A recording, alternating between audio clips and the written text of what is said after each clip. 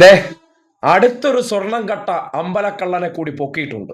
സ്വർണം കട്ടത് ആരപ്പ എന്ന ചോദ്യം ചോദിക്കുമ്പോൾ അത് ശബരിമലയിൽ നിന്ന് കോട്ടയത്തേക്ക് എത്തുമ്പോൾ BJP നേതാവായിട്ടുള്ള നമ്പൂതിരിപ്പാടാണ് അയ്യപ്പ എന്ന് പറയേണ്ട അവസ്ഥയാണ്.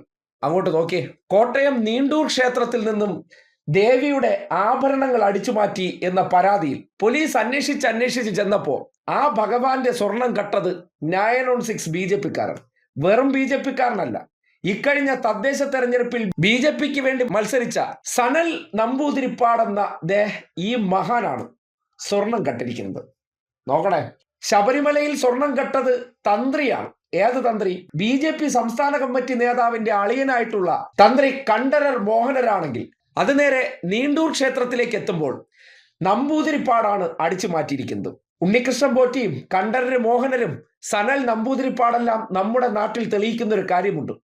സ്വർണം കട്ടത് ആരാണപ്പ, അല്ലെങ്കിൽ കക്കുന്നത് ആരാണപ്പ എന്ന് പറഞ്ഞാൽ BJP-യുമായി ബന്ധപ്പെട്ട് നിൽക്കുന്ന ബ്രാഹ്മണരാണ് അയ്യപ്പ എന്ന് പറയേണ്ട ഒരു അവസ്ഥയാണ്. നോക്കണേ, ക്ഷേത്രത്തിൽ നിന്ന് ദേവിയുടെ സ്വർണമാലയും വെള്ളി അങ്കിയും വെള്ളി മാലയുമാണ് ഇയാൾ അടിച്ചോണ്ട് പോയത്. ഈ അടിച്ചോണ്ട് പോയി പ്രാദേശിക BJP നേതാക്കന്മാരെയും കൂട്ടി ഇതിനെ മറിച്ച് വിൽക്കുകയായിരുന്നു. ഇത് കേൾക്കുന്നവർ ഒരു കാര്യം മാത്രം ആലോചിക്കുക.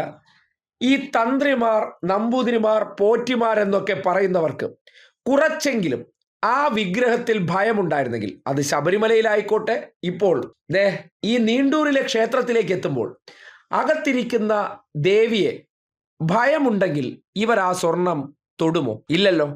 അപ്പോ ഇവർക്ക് ആ വിഗ്രഹത്തോട് ഒരു ഭയവും ഭക്തിയുമില്ല എന്ന് ശബരിമലയ്ക്ക് പിന്നാലെ നീണ്ടൂരിലെ ഈ നമ്പൂതിരിപ്പാടിന്റെ സ്വർണ്ണ അടിച്ചു മാറ്റലുമായി ബന്ധപ്പെട്ട് തെളിയിക്കപ്പെടുകയാണ്.